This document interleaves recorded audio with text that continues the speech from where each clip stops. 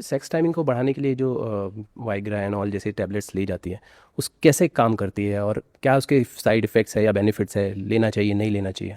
वाग्रा, syphilis, डाल्फिल, these are English names of a medicines जो आपकी बॉडी में ब्लड फ्लो बढ़ाएंगी। ठीक है, तो जैसे ही ब्लड फ्लो आपके जेनाइटल्स में आएगा, सेक्स पावर बढ़ेगा और आप लॉन्गर टर्म समय तक इरेक्टेड रहोगे।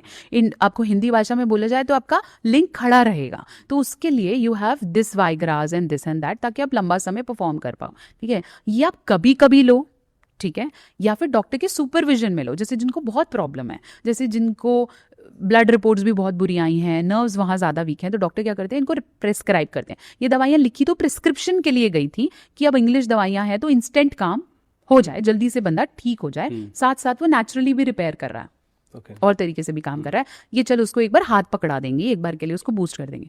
अब लोगों को समझ में आ गया कि ये करता है, तो अब इसने क्या किया, ओ अब आपको ओवर टेबल मिल जाती है, सीधा मांगने से मिल जाती है वैग्रा दे दो। बट ये साइड इफेक्ट्स लाती हैं। ज़्यादा वैग्रा आपकी किडनी लिवर को इम्पैक्ट करती हैं, ब्लड फ्लो ज़्यादा बढ़ेगा तो आपको हार्ट अटैक आने के चांसेस बढ़ते हैं, बीपी आपका